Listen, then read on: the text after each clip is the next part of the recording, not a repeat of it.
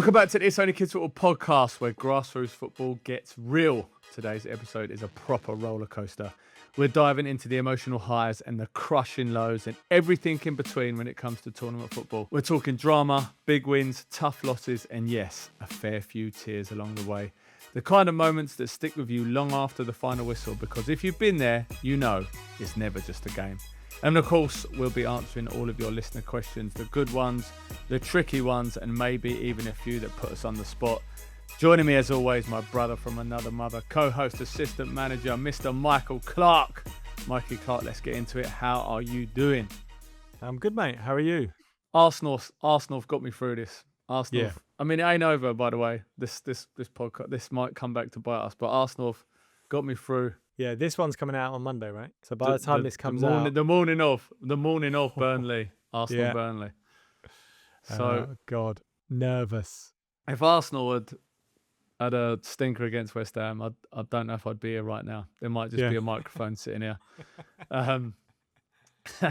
Very similar sort of head shape as well. So, but we will get into our chat about the tournaments that we have competed in so far. But before we do that, as always, we want to remind you it is time to get yourself sorted this summer and get yourself a VO, because, I mean, like we've had a new player join, Emre, we spoke about, and his mum and dad, Kem and Nadia, are absolutely buzzing off the VO and being able to watch games. So, like, what you kind of take it for granted, and then someone comes along who hasn't had the exposure to it, and then like, this is amazing.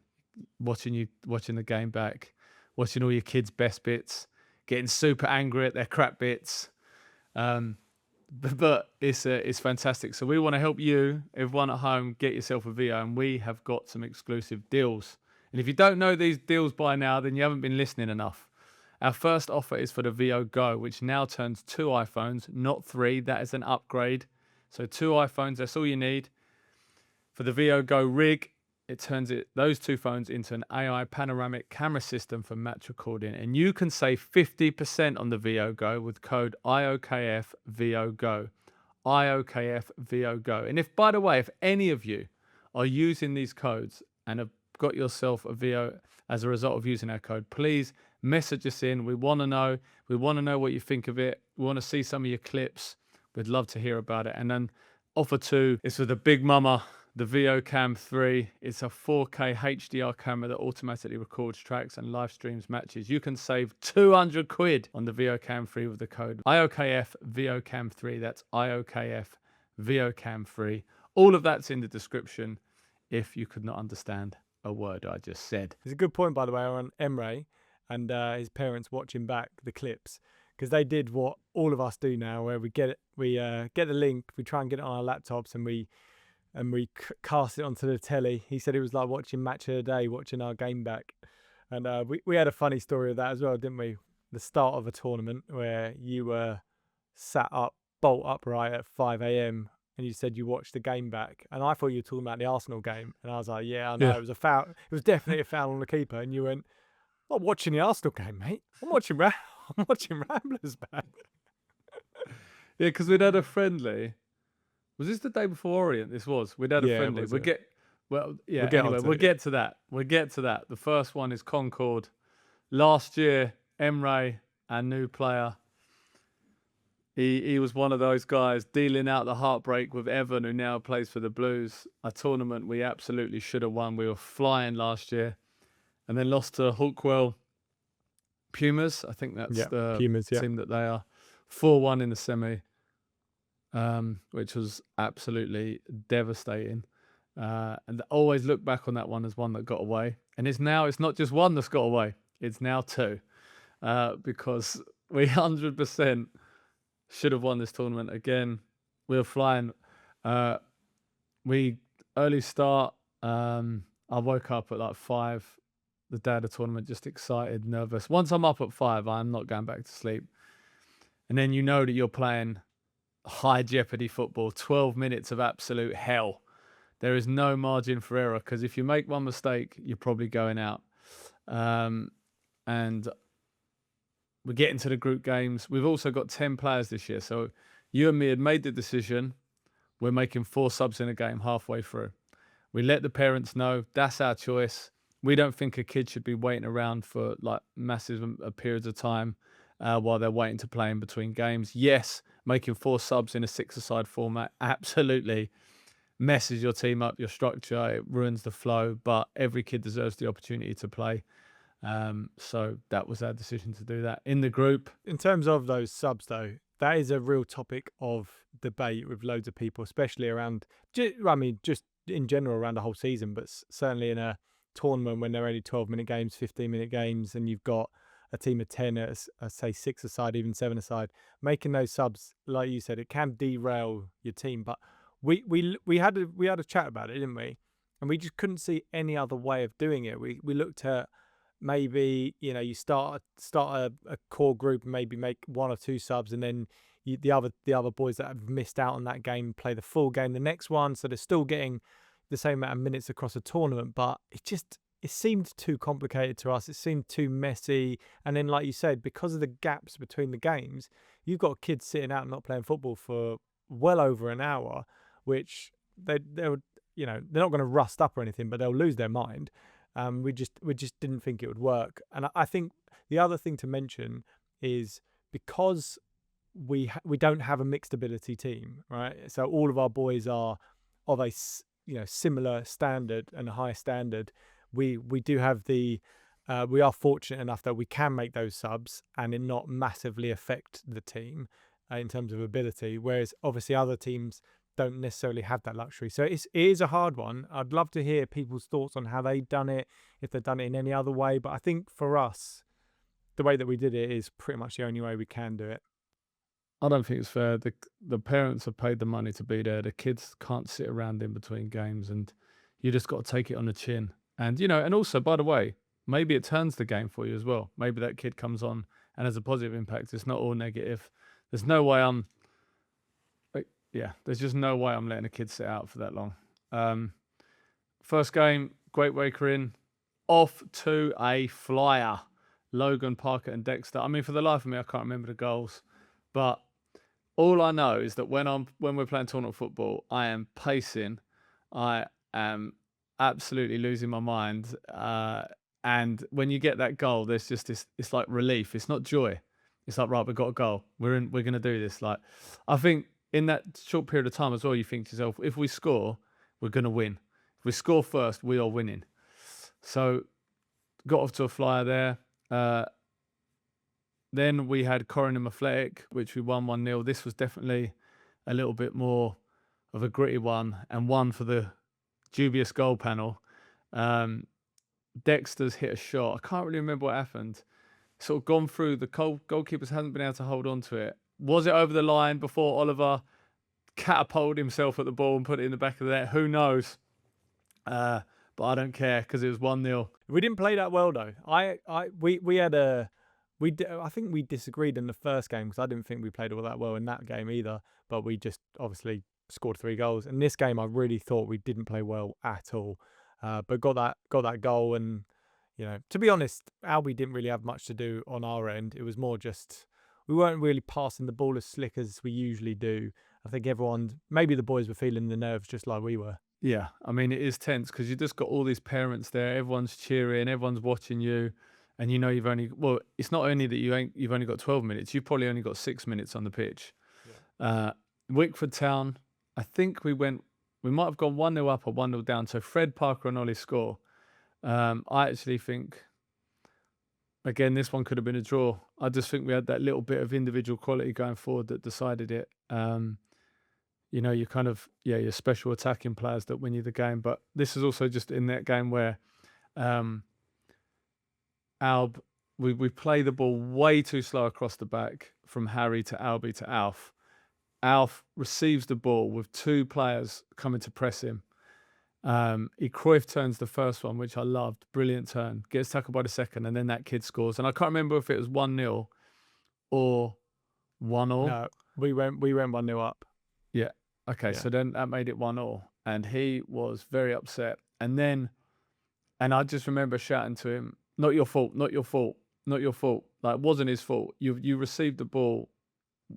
You can't receive a pass when you're being pressed by 2 players. and he did well to get out the first tackle. So he was upset, and then I remember Albie rolled him another ball, and because it's on like a grass pitch, it's like did this sort of inexplicable like bobble, like a massive bobble that no one could predict off the floor. It's gone over his foot, and he was upset, and he like sort of, I remember him sort of like punching the air, and I could see he was getting worked up, but I was like, don't worry, don't worry, don't worry. And he actually, Alpha Vold, finished, game over, but came back into it absolutely fine and sort of regained composure, which I was really happy with. And I can't remember if it was in one of these games that we've already described as where Albs plays it to, we play out, it goes to Alf. As Alf passes it, Dexter looks away. And then, so they're just kind of, they haven't got that eye contact that you need to make when you make a pass. And then that kid nips in and as a shot, he doesn't score. But that moment happened before the moment where they score. And I remember shouting at him going, look what you're doing, which massive, like absolute twat, like embarrassing behavior, wrong thing to say. It wasn't that he wasn't looking what he was doing.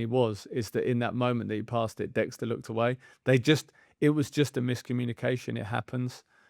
I just acted like a knob and, anyway. But it was like a trigger moment, wasn't it? It was just like pull the trigger, instant rage, said something, and then pulled yourself back. These things, as usual, they do happen, and they tend to happen when it's your own kid. I just don't see how you stop them. But the main thing is that you rode back on it pretty much instantly. Yeah, I think that's fair. And then, and by the way, I thought we'd like. It's hard to say. How can you judge whether they play well in 12 minutes? I don't know. But I hadn't been like we've scored 7 goals in 3 games of 12-minute games. Like we've got to be pleased with that. But I thought our final game, which was decided who finished top, Billericay Town Black, Argentina Echo Argentina, so the top division in Essex and London. The Billericay Town Black playing the best we played. We were fantastic. We missed. I'll never know how we didn't score in this game. Ollie went round the goalkeeper and then I think just chose the wrong technique to hit the ball. He tried to use the outside of his boot when it should have been the inside with the goal open. And by the way, Ollie has been absolutely like insane good. Like really went up a level. He was one of our best players comfortably across all the tournaments we played. Just so good. So like not digging him out because he'd been brilliant and he scores loads of goals across the 2 tournaments.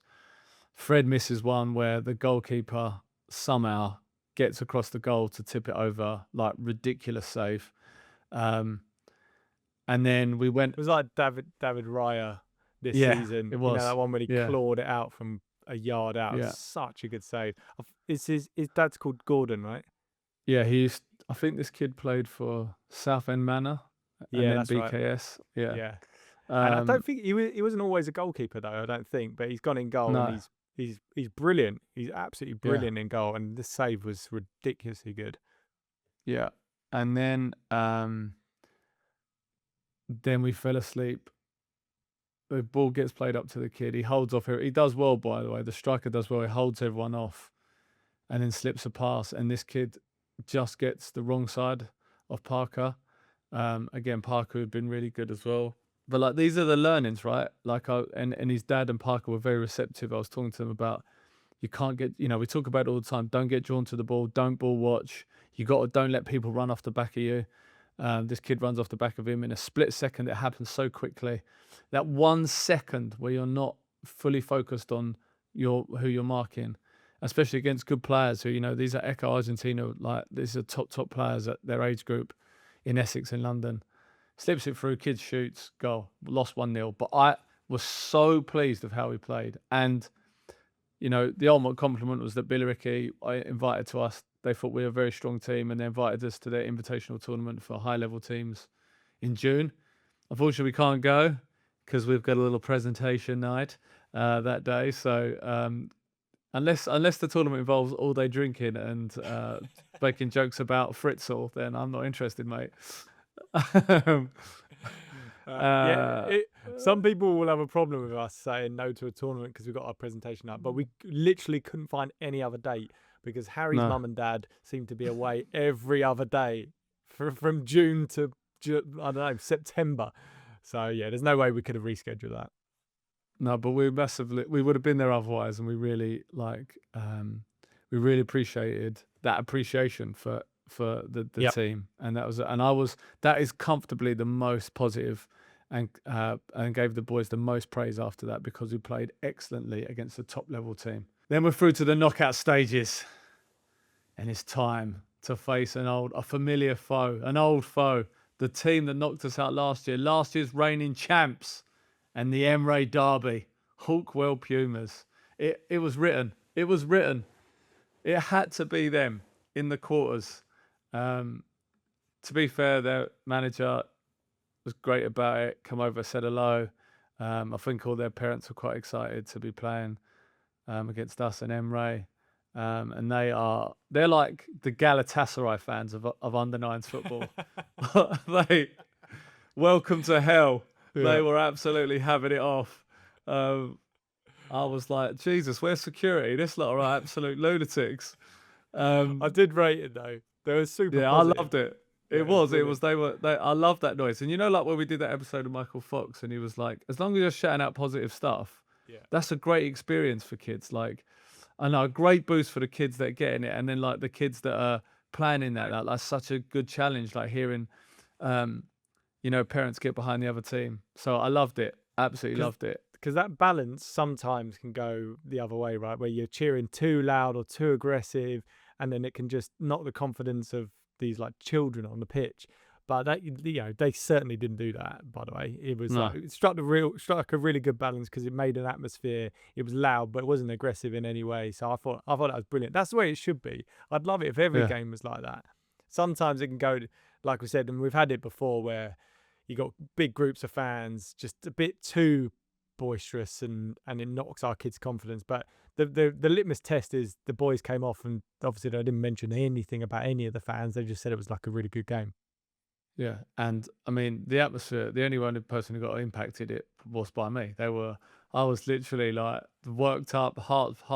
That was the worst. That might have been the worst 12 minutes of my life. Not the worst 12 minutes of Carrie's life, but 12 minutes.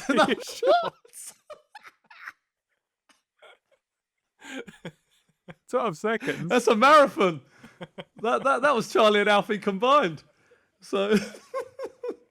Had a few failed attempts. Yeah. Anyway, right. Enough of that. Okay, so Emre played Emre's team. Old team Hawkwell who's just left. And what I love about this team is they are up for it. They battle. They press. They are aggressive. They go after the ball. Like they're a team that make it uncomfortable and difficult to play. And they did that, and it was end to end. Like we could have easily lost that game. It's absolutely end to end, and it was probably the best game that Emre had. He really stepped up in this game. He was, we've been working a lot on his ball mastery, being comfortable on the ball, telling him to stay on the ball. Don't just kick it anywhere. We'd rather you lose the ball in possession, trying to dribble it out or to pass. That's what we want you to do. And he's taken on that instruction. He's put the work in, and this was a game where he showed that because he played out brilliantly. I mean, listen, that kid smashes people as well, which is what we wanted. But his calmness on the ball, this is where he started to show that off, right?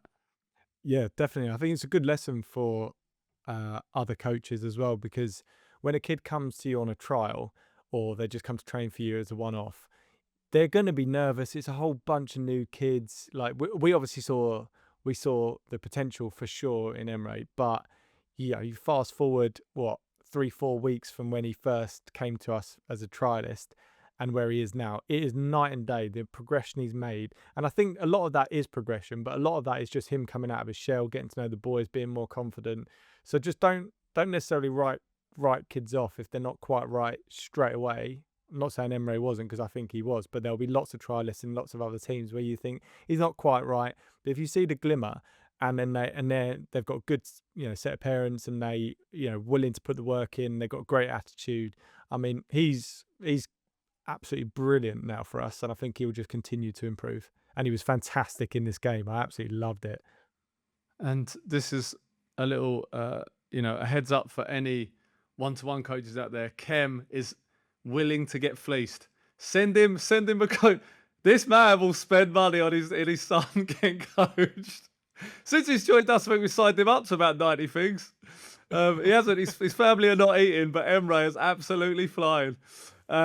So yeah, credit to his dad as well, who's like been taking him everywhere and really pushing him hard to develop. Anyway, games end to end, could have gone either way. Absolutely, I thought I was gonna have a heart attack. Worst 12 minutes the whole tournament. And then Oliver doing Ollie things, producing a bit of magic, flying through. I think he gets a rebound off the goalkeeper as he runs through and taps it in. And then the only thing you can say is Emre's mum absolutely went mental. Smashing the side, the hoardings, the advertising hoardings. Absolutely no mercy for her friends and family that on the other team. The poor goalkeeper's dad next to her, who literally probably was out, probably around that family's house later that day. And she's belted the life out of this advertising hoarding. Yeah, it was. Yeah, superb. Sometimes it doesn't take a lot to add a little extra to a game. Like as you said, it was so nervy. It was a horrible game for us as coaches to be involved in, and it was because of this. Obviously, they knocked us out the year before, and the Emre link, but that was basically it. And then it just put this game on another level, and we're just like, we have to win. We just really want to win this one. Don't want to lose. Don't want to get knocked out. But then, yeah, for Emre's mum and dad, it must have been a weird feeling to go back to your old club, but they clearly didn't care and they went for it. And I loved it. I think Kem did. I think Kem was like, "Take it easy, Nadia," but she didn't care, mate. She's pledging her allegiance to our team, I think. Yeah. Well, look, we can never get rid of Emre because I don't want her on the other sidelines. No, she'd smash us. She'd live in my head rent free. Then we go to the semi-finals, and much to my surprise, Billericay Town have gone out at this point. I can't remember who beat them, but they've gone out, and I think they went out on penalties maybe. Yeah, anyway, they did. I don't know what happened to them. Yeah, so they're out. 0-0 draw, and then they went out on pens. They might have played Harold Wood Cougars, who we played. I can't remember. No, it was the other team. Anyway, they played the other team. Right. So we play Harold Wood Cougars Yellows. This one. I just thought we should have won this game. Yeah. We miss. Oh my God, the chances we missed. Oh, I mean the chances were. Oh, yeah. It's hard for me to relive this one. Not an excuse, but Parker had to leave, didn't he? He was going on holiday. Yeah. Yeah. And that was a big miss for us, I thought. It was a big miss. And we just missed some big chances that we should have scored. And, in the other games we've taken them, we didn't take them in this game. And then, we go asleep. Big talking point for us, obviously, the previous episode as well, where we had Mark Thompson on, and we got a great piece of advice, but our boys were just turning their back on the play and switching off at kick-ins, because I think Danny Lambourne, sporting director Lambourne, made a good point, is when you play a normal game, the ball goes off for miles, doesn't it? Or it goes into a bush or whatever, and there's a time to reset. And in this tournament football, they had like a multi-ball thing, didn't they? Like there were kids on the side just giving, like, so there was no time to reset, and our boys were turning their back, not switching on, and then we paid the price. They took a quick kick in. We weren't concentrating, didn't get out to the kid who was got on the ball and had a shot. His shot is just, Albie's so close to saving it. Unfortunately, he's just unable to hold on to it or get enough on it to turn it away. And what's crazy is, I want to say this about Albs, all the life of a goalkeeper. For the rest of the tournament, really brave playing out from the back. He made a brilliant save in one of the earlier games, a brilliant diving save, and then just so unlucky on this one. So much so that a lot of the other parents didn't realise he got a touch on it, and then we were out, and that's it. 12 minutes, game over, and then Harold Wood, yeah. And Harold Wood went on to beat Brentwood Town Tornadoes 2-0 in the final. So well done to them. They had a kid, left-footed, captain's armband. He was top, absolute top player. Struck the ball beautiful. And he must have been their star man on the day. And we were out of the semis. My reflection on that tournament was definitely I was way too emotional. I was giving Poundland Pep energy, just all worked up, tense. I regretted shouting at Alf, which you've already spoken about. And then, yeah, the one thing that sort of drove me mad all day was switching off from the kick-ins.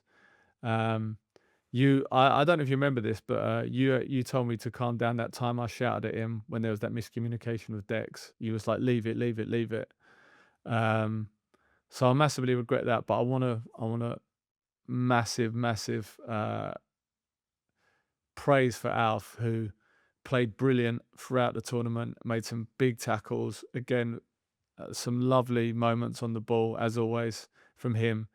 But what I'm proud of is he overcame my idiotic shouting. And I'm just so proud of him that he's, I mean, he shouldn't have to overcome that stuff, but I'm just proud of him that he's learned to deal with that. And I thought he played really well throughout the tournament. I thought he was excellent. For Emre, did fantastically well. And we obviously missed Parker in the semis. We only conceded. Did we concede how many goals? We conceded 3 goals in 3 and 5. Yeah. And Albie had a couple of worldy saves, but I think just defensively we were really strong. And then obviously in the games where we scored, we just looked like killers, like we usually do. And it just didn't happen for us in that semi-final. I think we actually played okay. It's just we just couldn't get the ball in the back of the net. It was pretty much as simple as that. It was a tough one though. I definitely was. My reflection on it was being like genuinely gutted at the end of it. I think I went into my shell a little bit. Didn't really say much at the end. Raf was really. In fact, all the boys were really upset. I know Alb was mega upset at the end of the game. All the boys were teary. I think because they knew it was a bit of a missed opportunity. Sometimes, like against Billericay, if that was the semis, you go out and you say, do you know what? Brilliant game. We lost it this time, but next time maybe we would have won. Whereas this one, I felt like we should have won it. So it just felt a little bit gutting. But 12 minutes, don't take chances, make a little mistake at the back, and that's it. You're out. Quick one for the coaches and volunteers listening. If you're sorting kits for a grassroots team, you'll know the pain. It's never as simple as it should be. That's exactly why Discount Football Kits exists. They supply quality football kits at prices that actually work for grassroots clubs. No nonsense, no hard sell, just reliable teamwear that turns up on time and looks the part on match day. From full team kits to training wear for growing squads, everything's built to make your life easier. If you're tired of overpaying or overthinking kits, head to discountfootballkits.com and get your team sorted today. The other thing I remember was, and maybe this is some tips for people, it was really hot, wasn't it, that day? It was mega, mega hot. And that's not something I just really anticipated it being that hot. So just make sure there was a clubhouse so you could buy drinks, and all the boys were drinking a lot, which was good. Then we found just before the quarters, I think we found like a shady spot under a tree. So after each game, we brought all the kids over there. I think that calmed them down as well, because our kids are lunatics in between games. There was quite big gaps between the games, like 45 minutes. But I don't really remember having to tell them off like we have done in previous years for them just going nuts. So I thought that they were really good. Obviously, the parents help out a lot in tournaments. I think that's really key to spread the load across multiple people. Lots of snacks, your typical stuff that you would have in tournaments, right? So everyone, and make sure that they're well fed, well watered. Get them in the shade if it's mega hot. And I just can't remember there being issues around them being total utter lunatics like we usually have. No, but they were total utter lunatics the following week. On the train to Orient. So we played a friendly against the Blues the day before, which went well. We won 4-3. They were trying out they had some trialists playing, so just kind of a bit of a opportunity. Reece just wanted a game to see how some of those players would get on, and I was, happy of Emre's first game, playing full game for us. Thought that was quite good preparation for us. Like, the boys would have taken some confidence from that. And then we play Orient. We're going to Orient, the tournament, the next day. 5:45 a.m. Wake up. I've got Harry Boy staying over at my house. Him and Alf incredibly went to bed on time, no complaints. But my favourite bit was walking in there. They're in Alf's room at 5:45, telling Alf to wake up. He wakes up, and his immediate reaction is to lean over and slap Harry round the face, which which he did. He did. He took it on the chin. I got those two to the train station. But a big surprise there. This was like Leicester 5,000 to 1. When Leicester won the league 5,000 to 1, this is the money you would have got on Danny Lambourne, Sporting Director Lambourne, the man you cannot get any place before. He is early to people that are early. Yeah. And where was Lambourne? Laying in bed, asleep. Oh, my alarm didn't go off. Pathetic, right? And I thought he was winding me up. I thought he was hiding somewhere, but he wasn't. He was late. This was a real shock. We had the whole team. He was the only one who missed it. He did say he woke up when I guess he woke up when you called him, but he texted me before that, but I hadn't seen it. Did he? So he managed to wake up, but he was in pure panic. Ran into Fred's room, woke him up. He said Fred got dressed in 1 minute. Can you imagine the scenes there of Lambourne never late, getting up and getting out of the house in like 1 minute? I think he slept. I think he slept in Fred's room. I think he slept in Fred's room. That's how much he didn't want to be late, and he still fucked it up. So that was absolute cup final for the rest of us. It was freezing, by the way. Like, the week before was sweating hot. I reckon I said I was cold about 4,000 times. It was so annoying. You were so annoying. I'm so cold. Oh, I'm so cold. I might buy a coat. Shut up. It was awful. It was genuinely awful. And the boys are absolutely buzzing. It was quite fun, as annoying and loud as they were. On the train, they were pretty good. Let's not make more of it than they were. They were just kids on the train. They weren't out of control. And then what I loved about the train journey, by the way, was we get on at Leigh-on-Sea, next stop Benfleet. Who turns up? Yeah. Concord, the other team. They come on and we're all like, boo. That was good. That was quality. And then we get to Brisbane Road. It's like pretty exciting. The kids are buzzing. Like, they're seeing the stadium, the grass pitches. Like, this is really cool. And then you get registered. There's like so many teams there. We'll definitely be doing it again next year. Like, absolutely loved it. In our group, we had Fundamental FC, Basden United, Hawkwell Panthers, Nutmeg East London, and Loughton Emeralds. Yeah. So we win the first game 3-0. What a start, by the way. Freddie Lambourne. He might be late, but maybe he should be late more often, because he was cooking.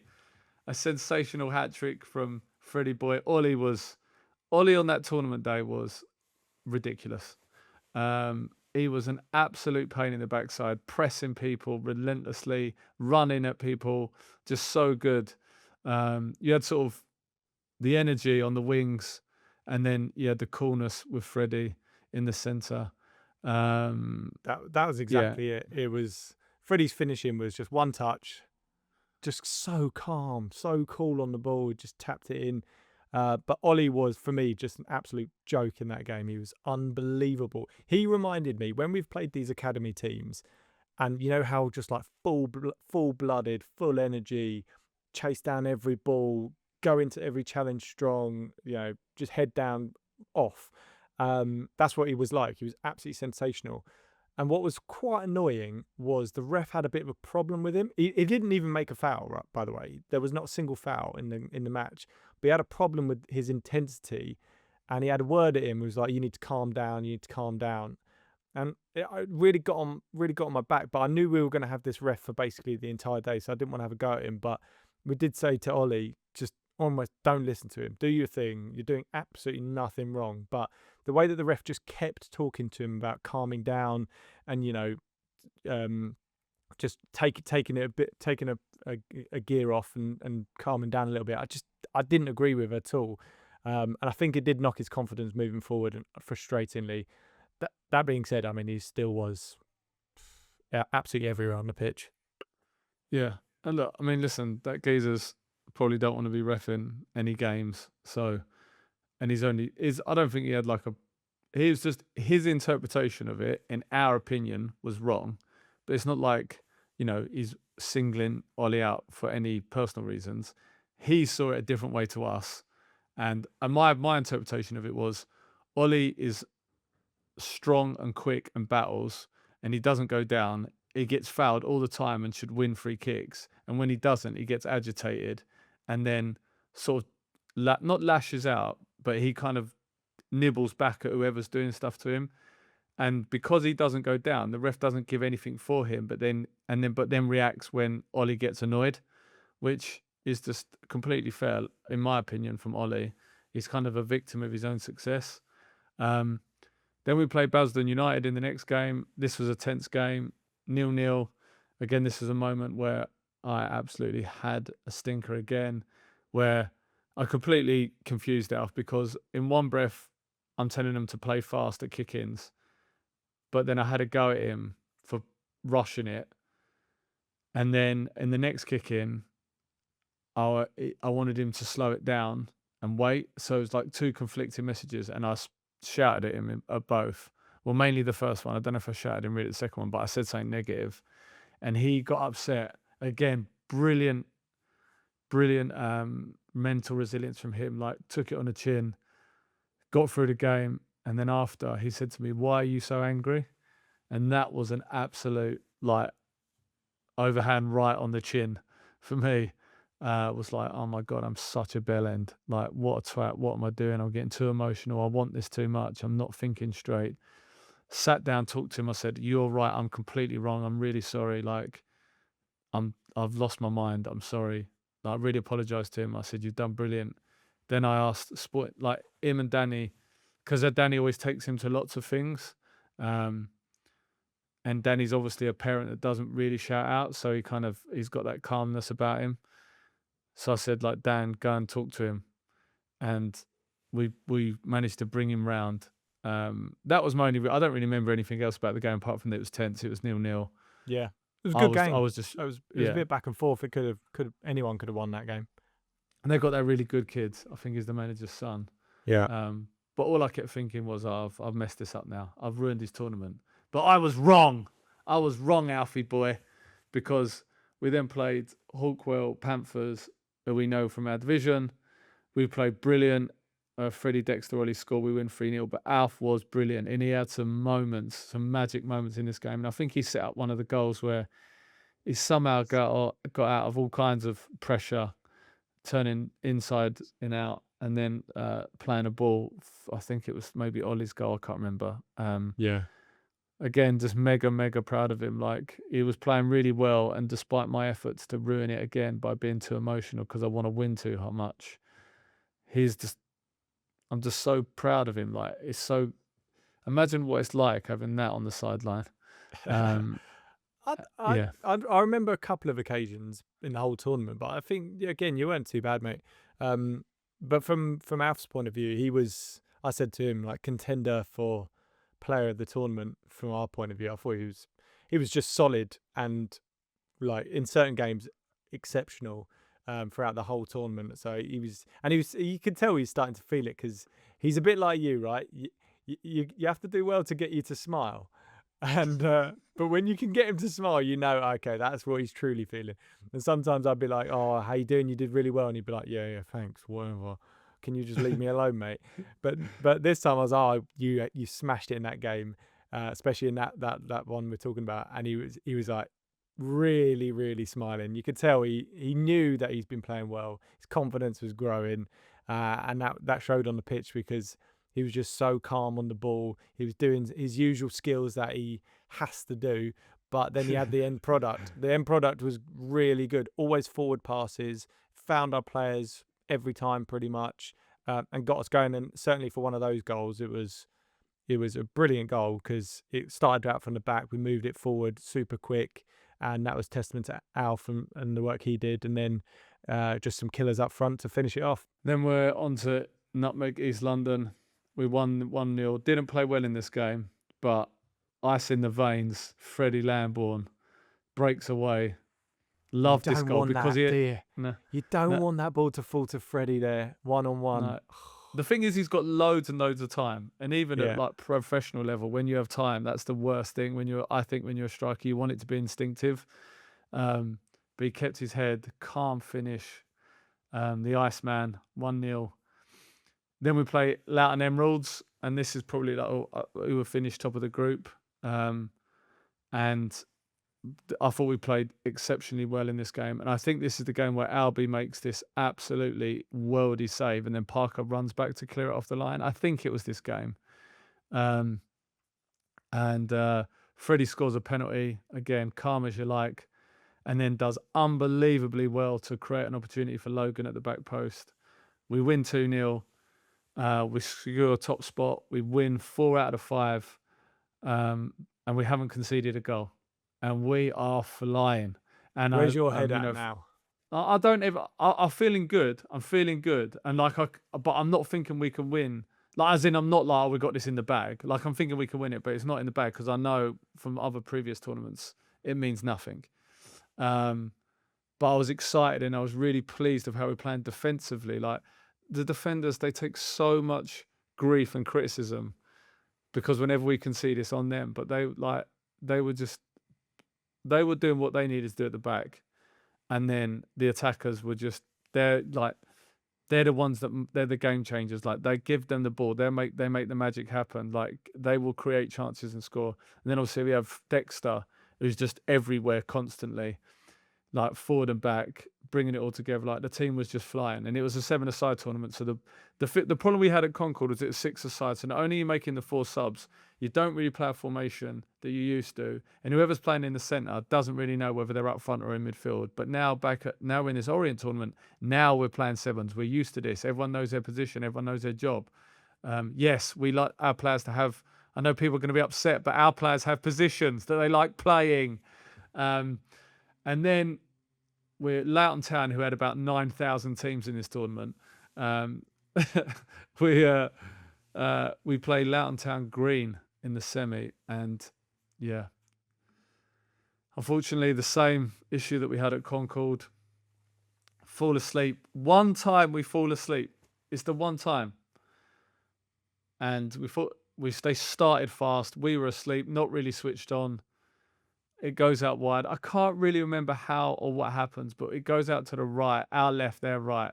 No one, I don't know if I think they get a kick in. We don't react. We're asleep. Kid crosses it in. We're not marking in the middle. He's the wrong side of the defender. But to be fair, good finish from the kid. First time finish.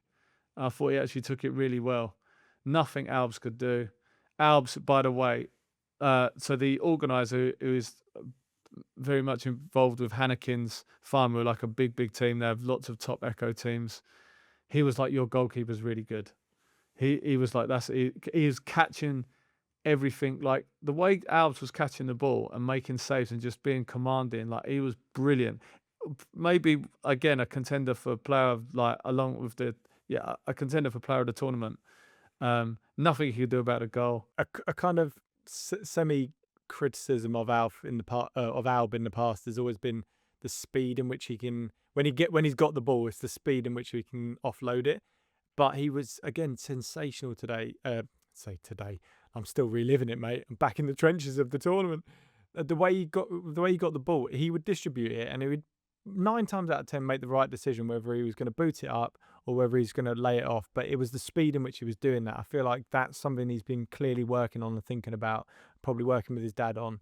But yeah, he didn't put a foot wrong really in the entire tournament. I felt so bad for him because he had all of those clean sheets, made some worldy saves, And then, we just switched off for a second. And that was another good example on when it comes to tournament football. Some advice that you should give your teams is, again, you're not going to have that reset time when the ball goes off and it goes all halfway across the pitch. It's going to come straight back on. And this was, we conceded the goal in the first minute, to the point where a load of our parents hadn't even got around to the pitch because it was so quick. Really good goal from their point of view. As you say, you'd be so proud of your team if you score a goal like that, because it's exactly what you tell them to do. Be quick, play fast, pass the ball, and it was a cool finish. But from our point of view, just that kind of, our left-hand side and the defence just switched off for that 1 second and we got punished. But then that wasn't the end of the story, was it? Quick break. Before we dive back into the episode, we want to take a moment to help you level up your coaching game with the help of Football DNA, the ultimate coaching platform that's been a game changer for us. What do we love about it? It's super easy to use, saves us loads of time, and best of all, it doesn't just show you how to set up a practice, it teaches you how to coach it properly. And that's the key. The sessions are put together by top level coaches. We're talking first team staff at clubs like Celtic, Crystal Palace and West Ham. Proper pedigree. You get videos, diagrams, full explanations, downloadable PDFs, and if you need it, a full 36-week training plan tailored to the age group you are coaching. Our lads have loved the sessions. It's made our lives easier, improved our coaching, and taught us loads. Now we genuinely look forward to training and developing our players. Check it out at footballdna.co.uk. That's footballdna.co.uk, or you can download the app. Just search Football DNA. Trust us now and you'll thank us later. We had 3 or 4 chances to score that we should have absolutely scored. And in the other games, we took those chances. And the defence switched off, but also the midfield switched off defensively on their goal. And then the attackers, who have been absolutely lethal and brilliant up until that point. And by the way, were brilliant in this game in terms of creating opportunities. But we just couldn't finish them. And we probably just then got a bit desperate. You know, we weren't quite playing with our flow attacking wise because we were desperate and we were just holding on to the ball a little bit too much, trying to win it on our own. And that also happened the other week at Concord when we were losing 1-0 to Harold Wood. Players then start to think, you want a player to think, I'm going to take this into my own hands. But then it's all about decision making and when to pass and when to dribble. And they're 9 years old. So, I think the biggest frustration, the biggest lesson, the biggest thing we need to work on is just being switched on at kick-ins and being ready and understanding that just because you've cleared the ball out or the ball's out of play, the game hasn't stopped.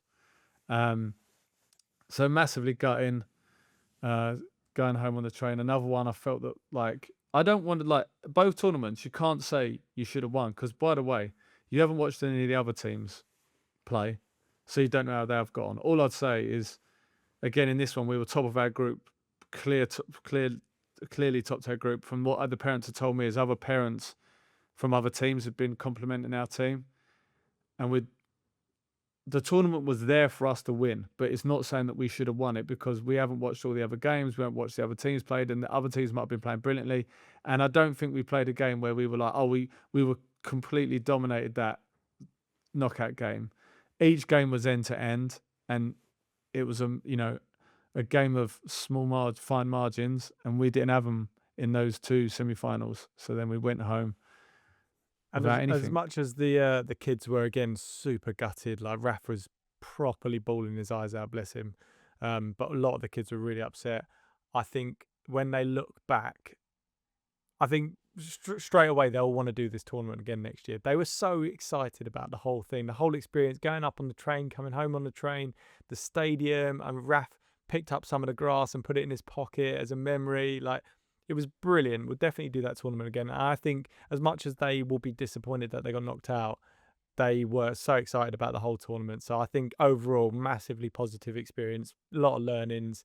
We just need to work on a few little things. But I was really proud of him in that tournament. As much as I was a bit gutted and again went a bit quiet at the end, I think I was really, really proud of him. Yeah, they were very, very upset, but they got over it quickly. We're at Ollie's birthday party after the tournament, which was, I think, great for all of them.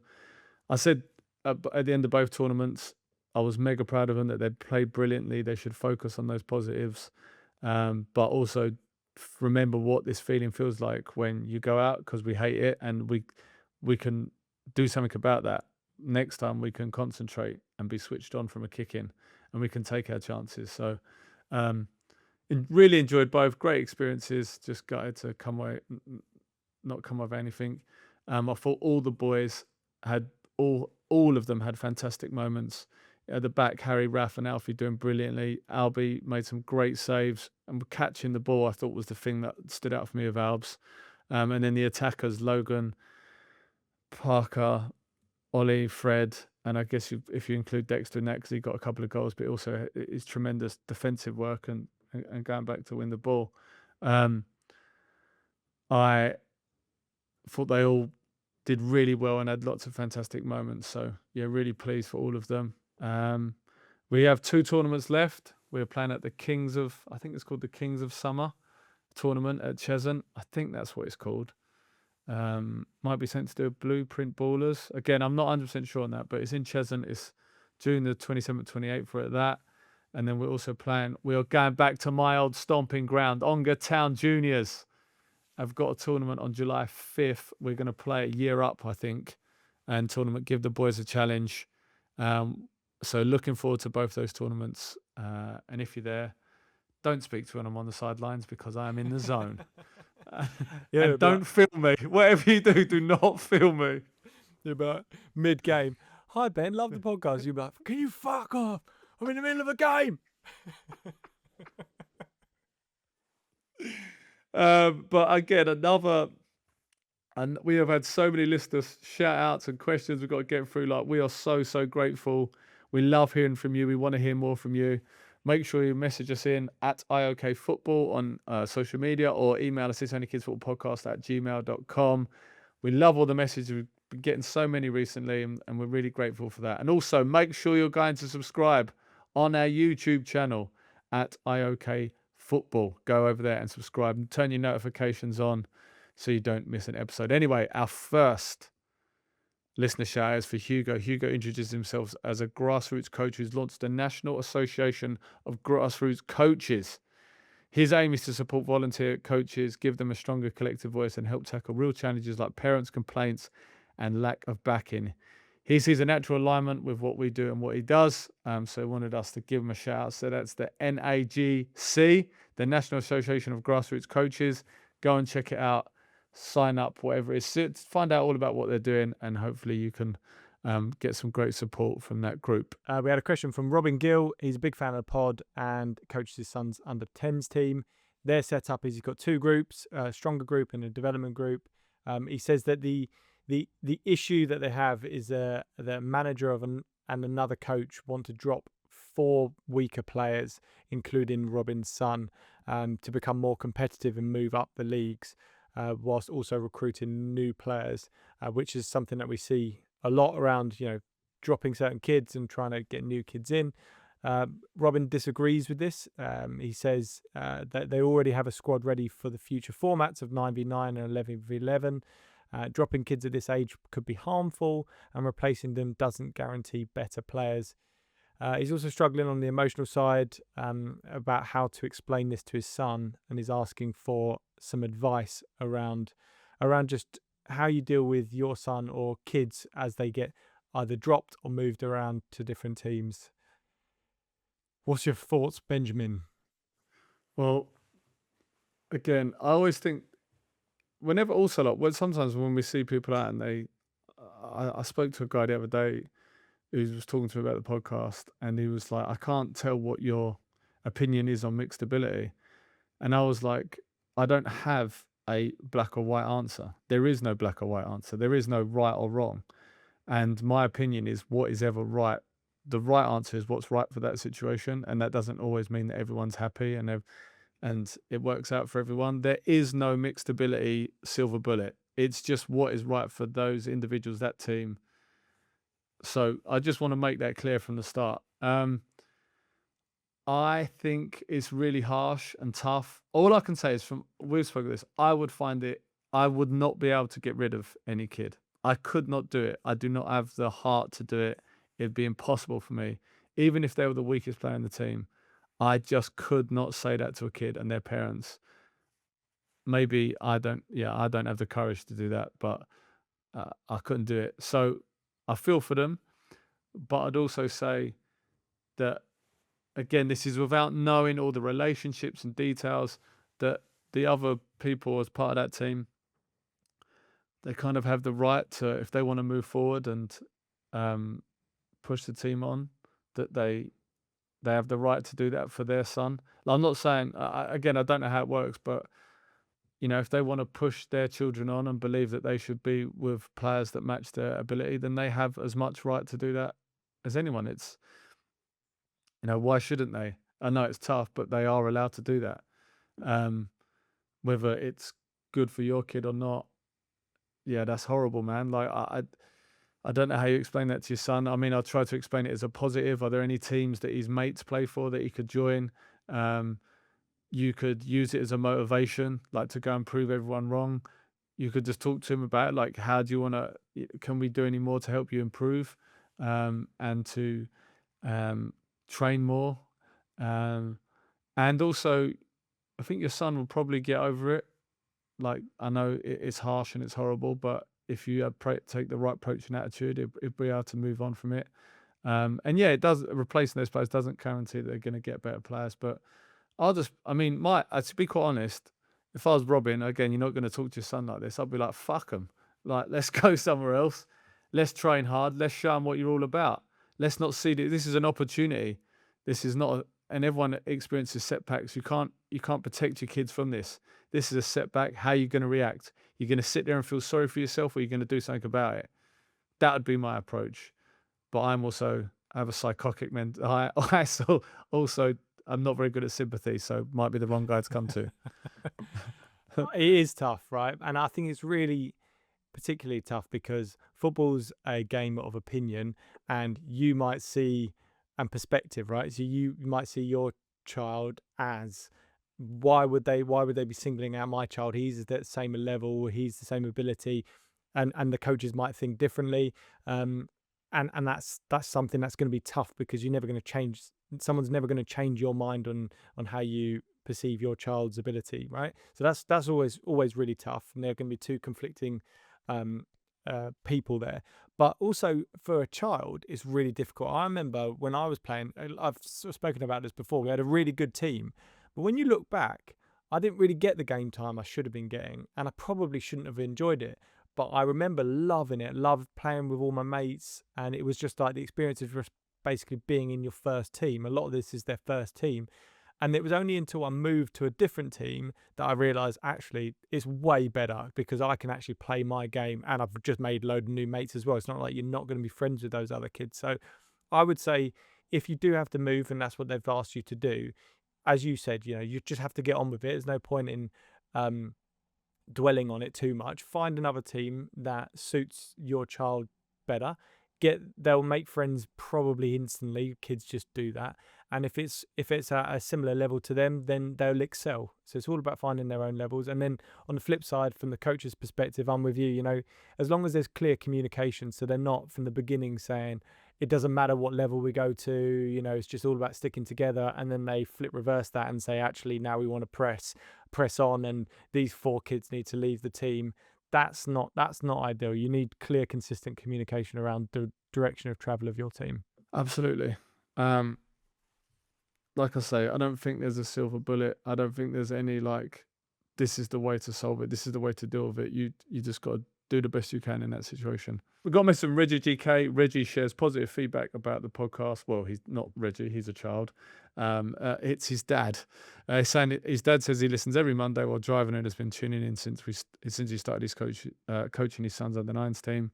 The highlights for him since he's been doing this is big improvements across the mixed ability team. Only 2 league losses since he took over. All right, mate, giving it the big one.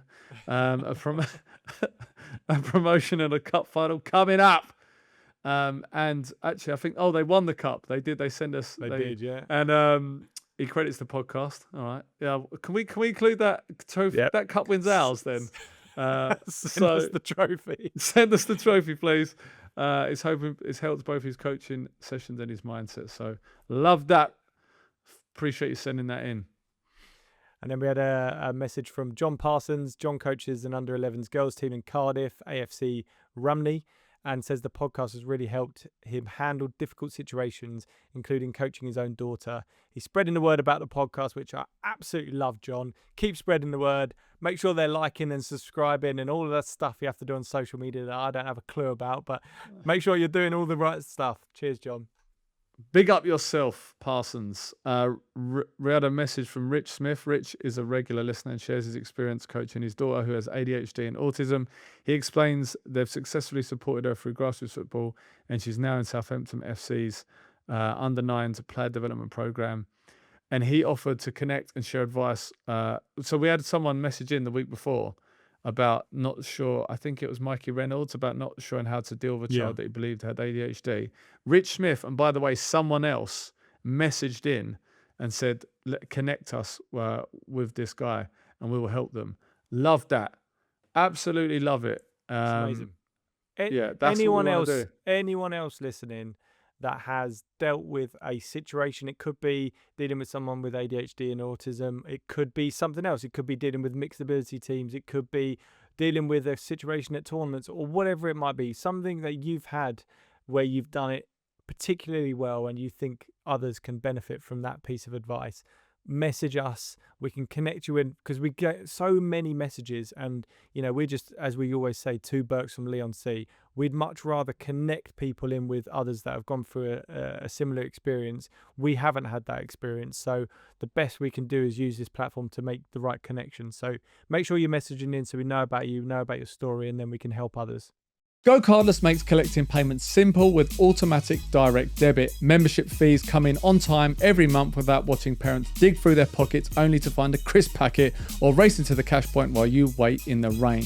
There's no more, I'll give it to you next week. You can just drop a link into your WhatsApp group and bingo, payments are sorted. It handles the admin too, automatically keeping track of who's paid, what's outstanding, and retrying any payments that didn't go through, helping your club keep a steady cash flow for pitch hire, kits, and equipment. You can even pause or adjust payments when families need flexibility, keeping your club supportive and inclusive.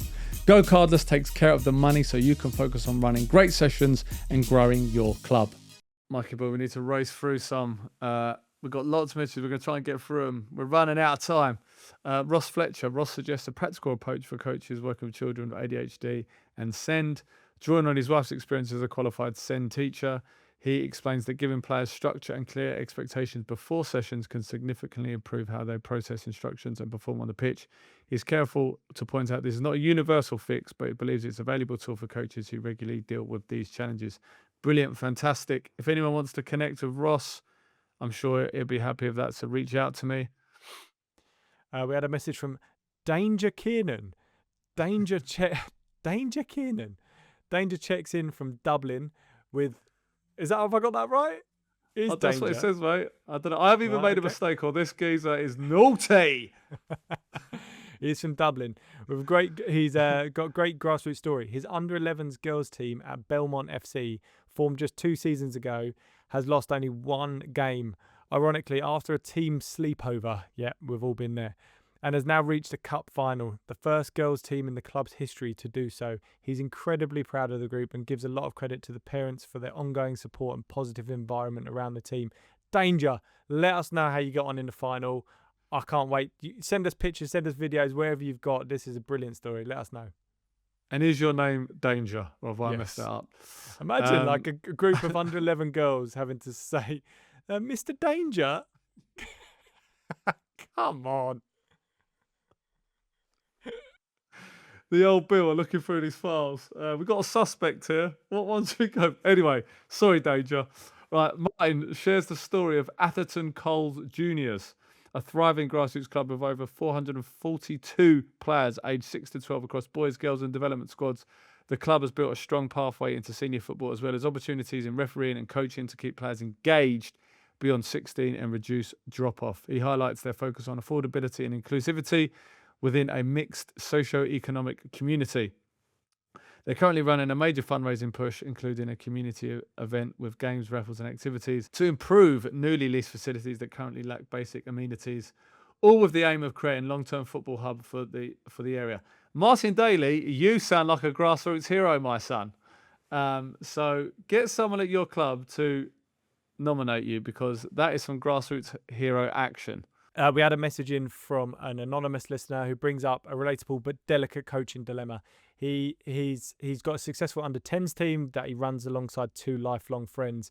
They have 2 goalkeepers, one highly capable and the other slightly less confident, and potentially or arguably below the team's level. He's now getting pressure from the parent of the stronger goalkeeper, and this listener is trying to balance fairness, friendship, team performance, player retention without causing too much conflict within the group. And this is a tough one, isn't it? This is a real tough one. How do you balance that, especially in a position which doesn't tend to swap around too much like a goalkeeper? How would you deal with this one, Ben? I don't know. I mean, it's just impossible. Like I say, some of these situations, this is no good answer. There's no outcome that suits everyone. I don't know. I'd say from a goalkeeper, you kind of want a number 1, right?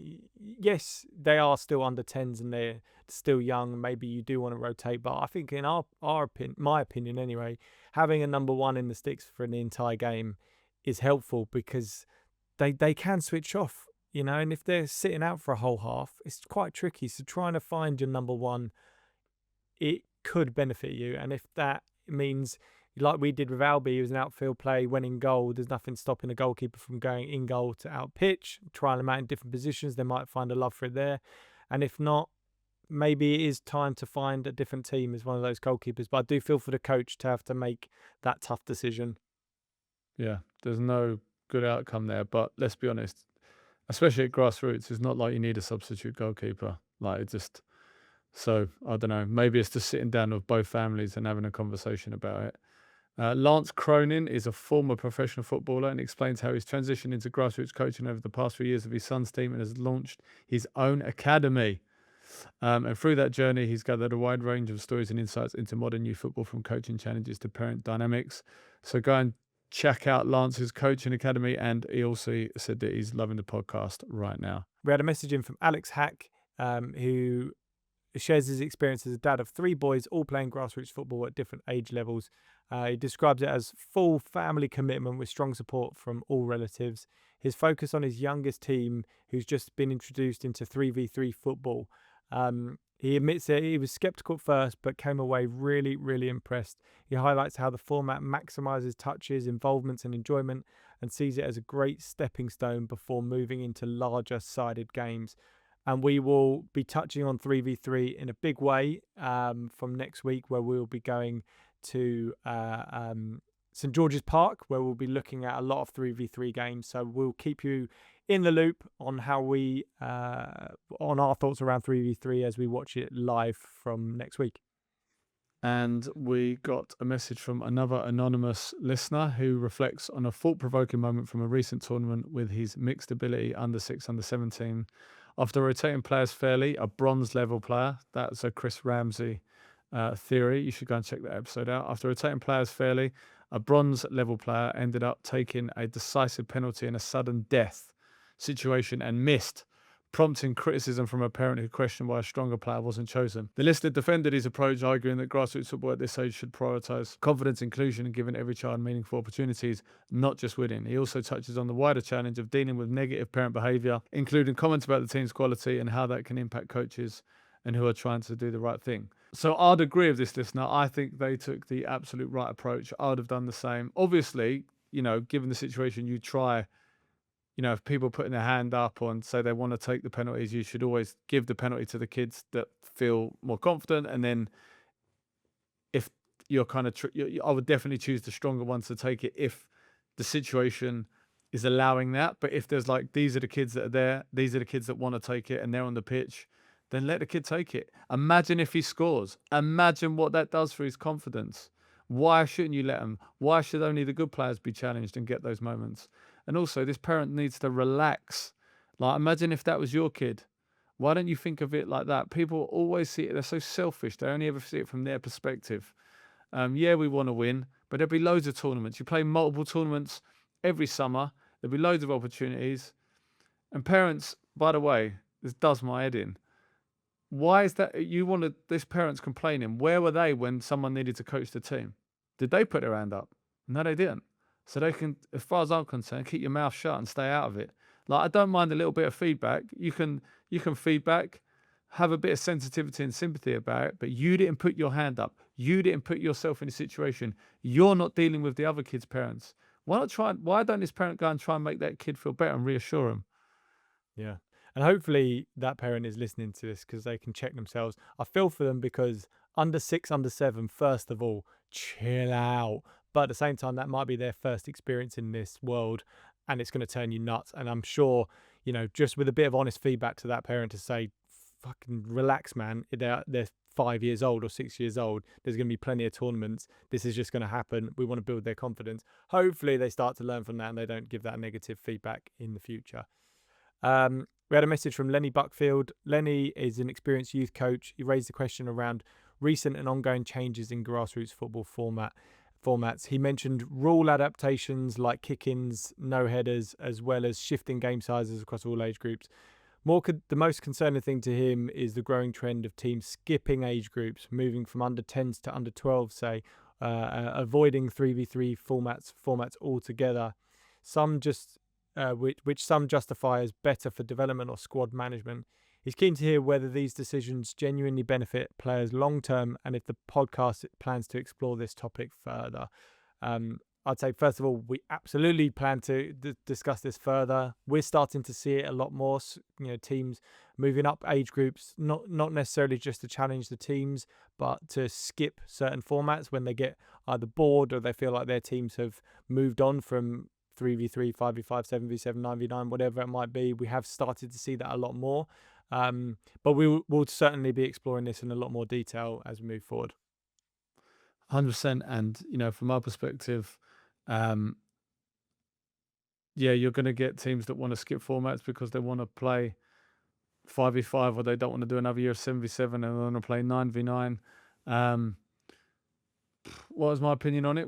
If they want to do it, just let them do it. And the impact on their players or development, we'll never really know. But as long as the kids are playing football, I guess that's all really matters. And is everyone happy doing what they're doing? We're talking about academy, we're talking about grassroots. I just think let people do what they want to do. And it's for the FA to work out what the ripple effect of that is. Anyway, so that is it, Michael, for another episode. We have 2 tournaments to play. That's 2 down. Can we finish this summer with a trophy, Michael? Yes, we can. Yes, we absolutely can. And if we can't, and if we don't, I'll never do this podcast again. That's a bit of a double-edged sword for me. Yeah. People will be tuned in just to make sure I'm never back. Right. I don't know. I'm excited to play some more tournaments, but hopefully we can learn from the mistakes we made, not just as a team, but as me personally, and need to ease off health. I'm actually quite looking forward. I think it's good to have a little bit of break from the pressure and jeopardy of games and, just maybe enjoy the summer, a little bit of training. I think it'd be nice to just do that and not be so kind of hyper focused on trying to develop certain aspects of what the team does so that we can try and win games. So, and obviously for everyone listening, stay tuned, stay with us. We have got a summer of brilliant content coming out with some big names, some great coaches. You're not going to want to miss it because you're going to learn loads and hopefully enhance the experience for kids playing football wherever you are. And just like that, it's over.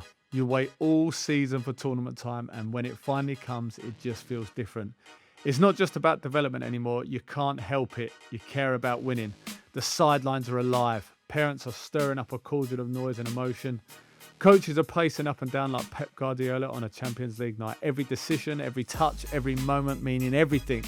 And just when you think your heart can't take much more, there's that moment, that bit of magic, the goal, and suddenly you're dreaming, thinking this might be your time, that trophy's within reach. And then football does what football does. One moment of madness, one mistake, one wrong decision, and it's gone. That's it, done. The crash hits, the energy drains, you're sat on the train home, replaying it all in your head, wondering where it all went wrong as you chug away on a can of Super Tenants. But here's the thing, don't beat yourself up, don't lose sleep over it, and definitely don't take it out on your kid. Because this is exactly what you signed up for. The highs, the lows, the good, the bad, and yes, sometimes the ugly. In football, you either win or you learn. And maybe this summer was about learning. Maybe next time, it's your turn to win. So enjoy it, take it for what it is. Don't get too caught up in it, because at the end of the day, it's only kids football.